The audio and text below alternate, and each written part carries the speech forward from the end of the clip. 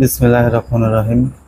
আলহামদুলিল্লাহ, সমস্ত প্রশংসা সেই মহান মালিকের,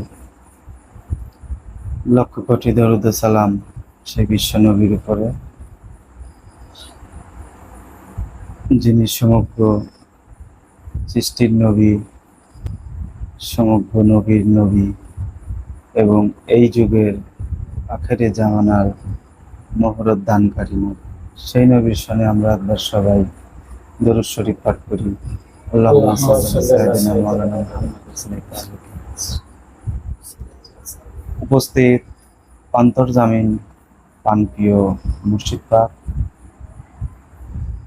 আজ বিলায়েত পূর্ণ রজনী। প্রতি মাসের ন্যায় এই বিলায়েত পূর্ণ রজনীতে আদম নূরের উদ্যোগে এই অনুষ্ঠান হয়ে থাকে। আজও সেই অনুষ্ঠান বিলায়েত পূর্ণ রজনীতে অনুষ্ঠিত হয়েছে। আমরা দিন ইসলাম ধর্মের আল কোরআনের মুর্শিদ আমির আদম নূরের হেদায়েতি সন্তানেরা এখানে সবাই উপস্থিত হয়েছি। সবারই মাধ্যমে সারা বিশ্ব মানব জাতিকে জানাই আন্তরিকতা সালাম। আসসালামু আলাইকুম ওয়া রাহমাতুল্লাহ। আমরা দিন ইসলাম ধর্মের অনুসারী, আর দিন ইসলাম ধর্মের সত্য হলো এই পাক কোরআন। যে ইসলাম ধর্মে সেই হিদায়েতের হুকুমত, সেই হিদায়েতের আইন কারণ এসেছে, পৃথিবীতে অবতীর্ণ হয়েছে, যা আমরা ইতিপূর্বে সেই মুর্শিদ আমির আদম নূরের কাছ থেকে সেই মানব মুক্তি হওয়ার যে ধর্ম, তাহা আমরা সজ্ঞানেই গ্রহণ করি। তাই যাহারাই আমরা সেই মুর্শিদ পাক থেকে নিজেরা যে ধর্ম আমরা গ্রহণ করেছি, তা হলো সেই মানব মুক্তির ধর্ম। এবং এই জীবনে থেকেই আমি অন্য একটা জীবনে চলে যাওয়া, এই জীবনে থেকেই অন্য একটা জীবনের উপরে আমাকে চলে যাওয়া। ইহারই ধর্ম আমরা মুর্শিদ পাকের থেকে দিনের ভিতর দিয়ে আমাদেরকে সেই কোরআনের গর্ভে নিক্ষেপ করা হয়।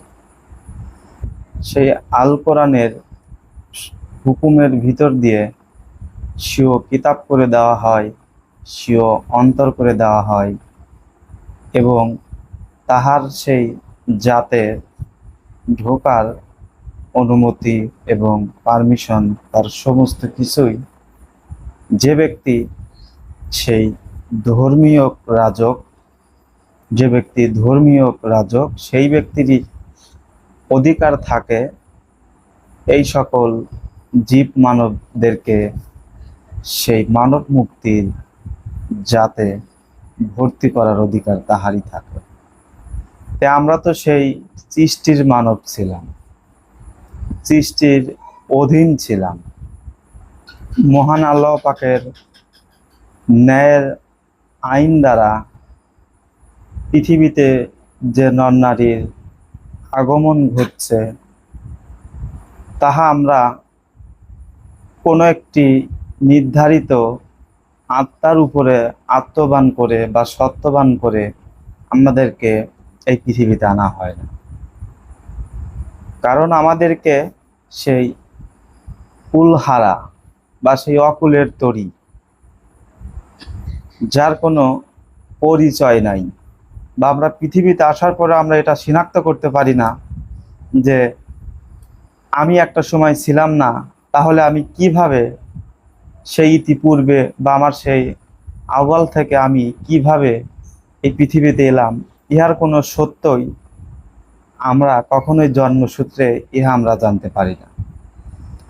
তাহলে সেই মুর্শিদ পাক, যিনি তাহার মানব জীবন দ্বারা নিজেকে সেই কোরআনের যে হুকুমতের উপরে স্বয়ং সম্পন্ন করে সে সেই কোরআনকে নিজের জীবনে বাস্তবায়ন করে সেই মহান আল্লাহ পাকের যে হুকুম তাহা নিজের করে নেয়। যেরকম মহান আল্লাহ পাকেরই একটি বর্ণনা রয়েছে কোরআনে, যে আমি একটি নতুন জাতি ইনসান করব, সে হবে আমার তরফের প্রতিনিধি এবং এই জমিনের খলিফা। তার নাম হবে হযরত আদম শফিউল্লাহ। তাহলে এই যে আল্লাহর বার্তাবাহক বা আল্লাহর সেই প্রতিনিধি, সে ঘোষণা প্রাপ্ত করলো যে আমি একজন নতুন জাতি ইনসান করব, তার নাম হবে হযরত আদম শফিউল্লাহ, সে হবে সেই জমিনের খলিফা।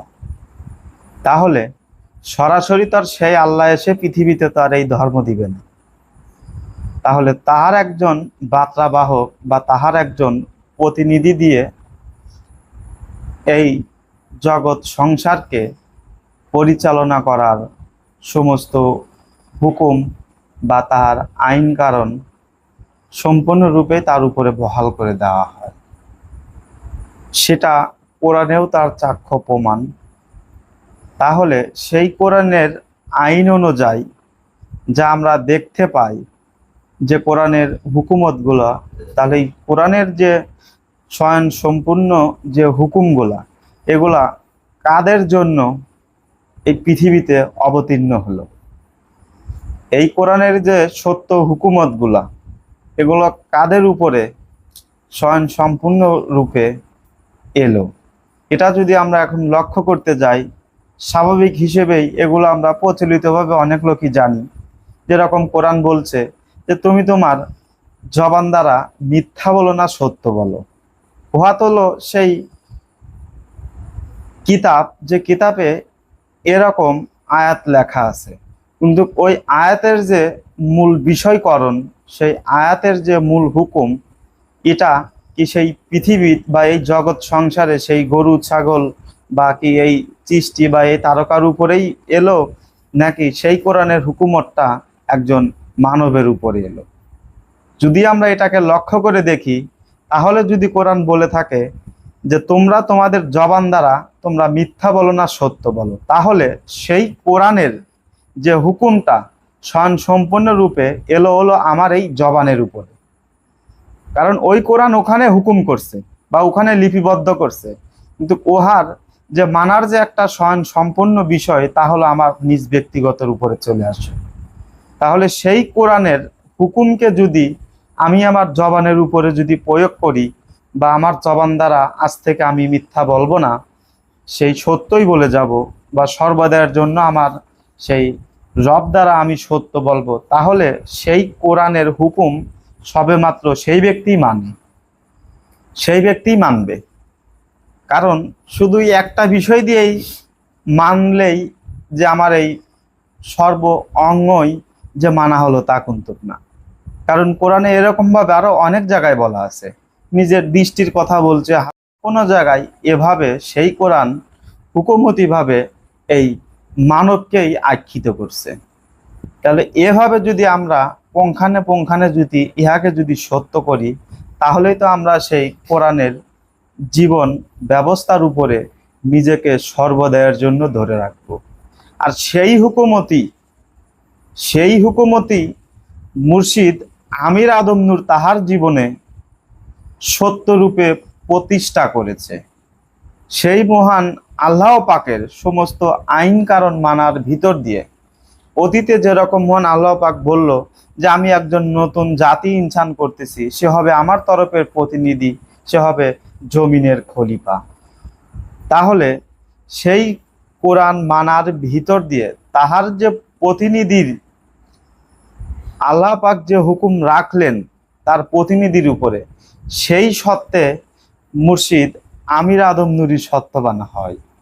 তাহলে দুনিয়াগত হিসাবে আমরা ইহা জানতে পাই যে সে খহিম পুত্র আমির সন্তান, কিন্তু আদেও সেই কোরআনের জীবন ব্যবস্থার ভিতর দিয়ে সে নিজেকে যখন সেই কোরআনের জীবনে প্রতিষ্ঠিত করে, মহান আল্লাহ পাকের সেই হুকুম তার জীবনে বাস্তবায়ন করে, সে কি আর সেই দুনিয়াগত হিসেবে সেই খৈমপুত্র আমির সন্তান থাকে, নাকি সেই কোরআনের জীবন মানার ভিতর দিয়ে যেরকম তার জবানকে সত্য করলো, তার দৃষ্টিকে সত্য করলো, তার হাত পা এবং সর্বমানব অঙ্গকেই সে সেই কোরআনের হুকুমতের সাথে নিজেকে মিশ্রিত করে নিল। তাহলে কোরআন যেহেতু ইহা বলছে যে যে যে এই জবান সত্য করবে, তাহলে এই জবান আর তার থাকবে না, এই জবান হবে সেটা আল্লাহর। তাহলে সর্ব অঙ্গই যখন সে সেই কোরআনের হুকুমতের ভিতর দিয়ে নিজেকে শুদ্ধি করে নিয়েছে, সে কি আর এই পৃথিবীতে সেই জন্মগত জীব মানবের পর কি আর তার নিজের জীবন কি থাকে? ইহা কখনোই থাকে না। তার জীবন সেখানেই সে নিজেকে তৈরি করে নিয়েছে, সেই আল্লাহর সত্যের সত্যবান করে নিয়েছে। যেরকম সেই আল্লাহর প্রতিনিধির সমস্ত বিষয়াদি, সেই আল্লাহর প্রতিনিধিকে যে হুকুম দিল, সেই হুকুমের সম্পূর্ণ রূপরেখা, তার আইন কারণ সেই মুর্শিদ আমির আদম নূর তাহার জীবনে প্রতিষ্ঠা করেন। আর তাহারই কাছ থেকে আমরা এই সকল এই যুগের এই মানুষ, এই কানা অন্ধ অতুর মানুষদেরকে সেই জাতের কুলে আশ্রয় দেয়। সেই জাতের কুলে আশ্রয় দেয়, সে তার জাতের কুলে আশ্রয় দেওয়া হয়, তাকে সেই স্বীয় দিন দেওয়া হয়, স্বীয় আত্মা দেওয়া হয়, স্বীয় রব সেই জগতে শুদ্ধি করার জন্য, নিজের সেই আত্মকে, নিজের মানব অস্তিত্বকে যাহাতে স্বয়ং সম্পন্ন রূপে সেই হুকুমতের উপরে আমি আমাকে ধরে রাখতে পারি।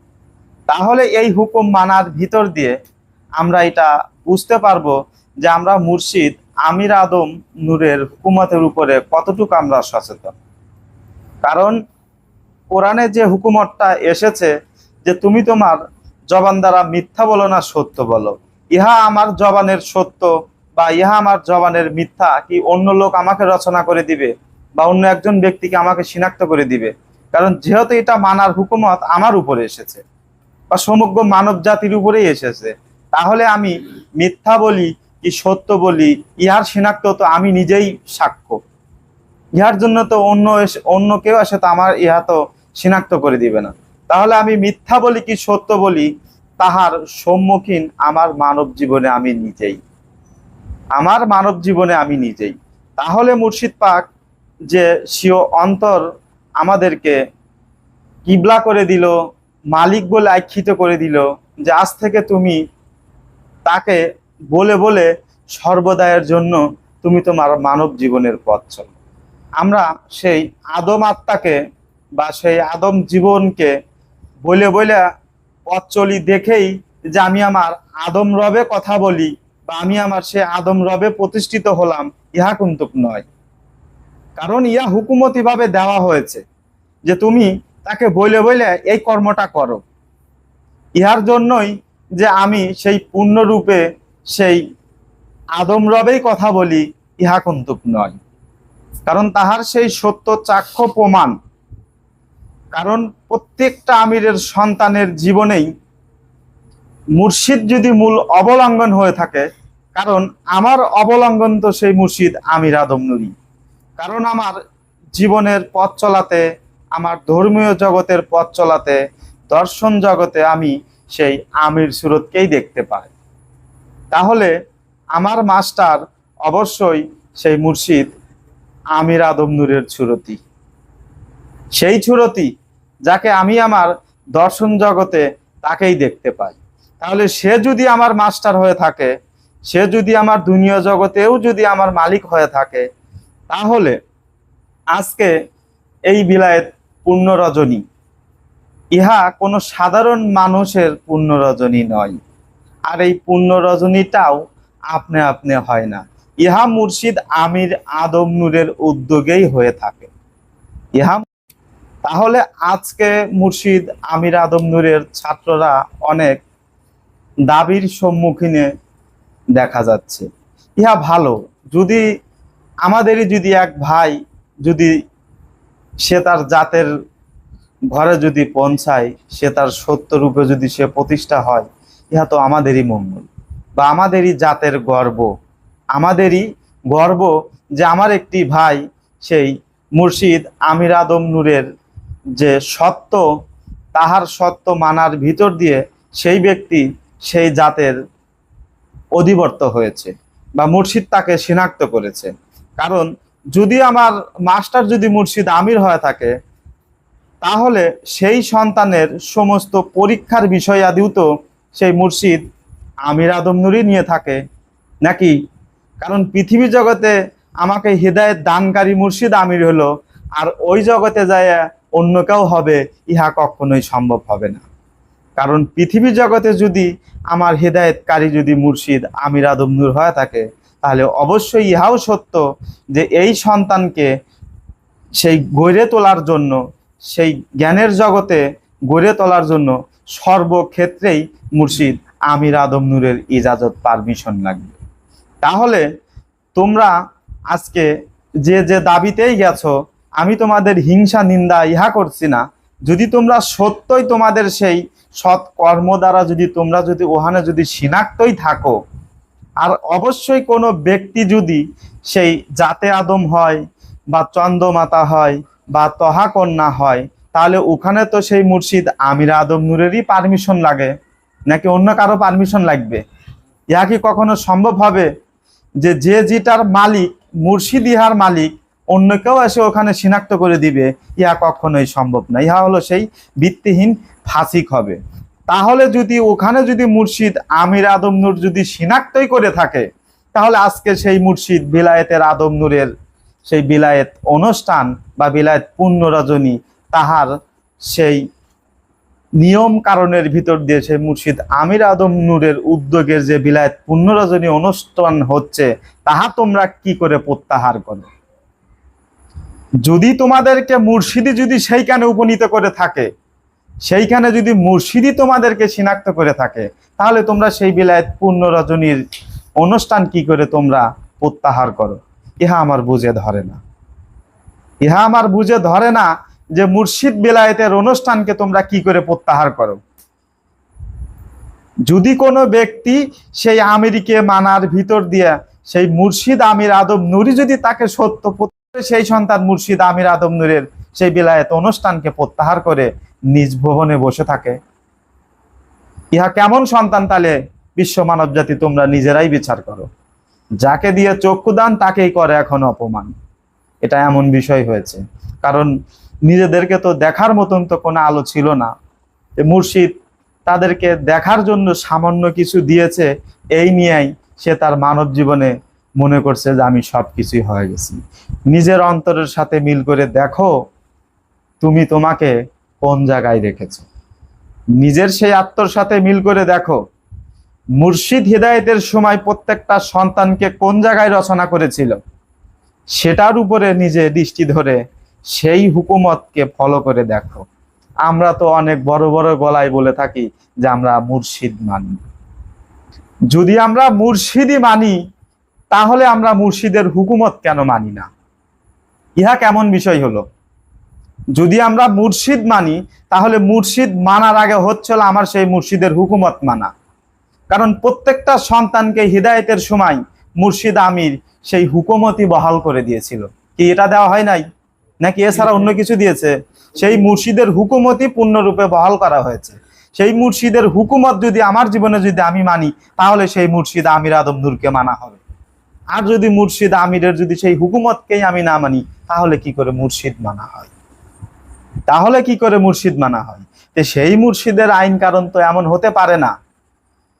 সেই মুর্শিদ আমির আদম নূরের আইন কখনোই এরকম হতে পারে না যে আমি যাকে শনাক্ত করলাম জাতে আদম, আমি যাকে শনাক্ত করলাম অমকে, আমি যাকে শনাক্ত করলাম অমকে, যে তোমরা নিজেরা নিজেদের জায়গায় হিদায়েত দাও, মুর্শিদ আমিরের জন্মগত জায়গায়, মুর্শিদ আমিরের শনাক্ত করা জায়গায়, মুর্শিদ আমির আদম নূরের উদ্যোগে যে বিলায়েত পূর্ণ রজনীর অনুষ্ঠান হয়, তাহা তোমরা কি করে প্রত্যাহার করো? ইহা কোন সন্তান? ইহা কোন দাবিদাররা? তোমরাই বিচার করে দেখো। তো যাই হোক, আর বেশি কিছু বলবো না। এখানে আরো অনেকেই আছে আমার ভাইরা, তারাও আলোচনা করবে। তো আমরা অত শত বুঝতে যাই না, কারণ আমরা সেই মুর্শিদ আমির আদম নূরের হুকুমতের উপরেই ধরে আছি। কারণ মুর্শিদ যে হুকুমত দিয়েছিল সেই হুকুমতকেই আমরা পালন করতেছি, সেই হুকুমতের উপরেই নিজেকে ধরে রাখার চেষ্টা করতেছি। আর সেই মালিকের কাছে আরাধনা প্রার্থনা রয়েছে এভাবেই যে মালিক যতই ঝড় তুফান যাই কিছুই আসুক, আমরা যেন তোমার সেই হুকুমতের রশিকে যেন নিজের কাছেই ধরে রাখতে পারি, নিজের কাছে ধরে রাখতে পারি। অবশ্যই মুর্শিদ আমির আদম নূরের সেই হুকুমত মানখানে নিজেদেরকে দাঁড় করাবো, অবশ্যই এটা আমরা নিজেরাও উপলব্ধি করতে পারছি। আর মুর্শিদ আমির আদম নূরও আমাদের সেই আমির সুরতের উপরেই আমরা পড়াশোনা করছি। ইহা চরম সত্য হবে যাহারা সেই মুর্শিদ আমির আদম নূরের হুকুমত মানার ভিতর দিয়ে আছে, যারা আমির আদম নূরের মুর্শিদের হুকুমত মানার ভিতর দিয়ে আছে। ইহা যদি আমাদের জীবনে যদি আমরা সেই হুকুমত গুলোকে যদি আমরা যদি আমাদের জীবনে যদি সত্য রূপে যদি প্রতিষ্ঠা করতে পারি, তাহলে একদিন অবশ্যই মুর্শিদ আমির আদম নূরের যাতে আমরা অনায়াসেই চলে যাব। এই বলেই আজকের বক্তব্য আমি এখানেই সমাপ্তি করছি। সবারই প্রতি আমার আন্তরিকতা সালাম। আসসালামু আলাইকুম ওয়া রাহমাতুল্লাহ।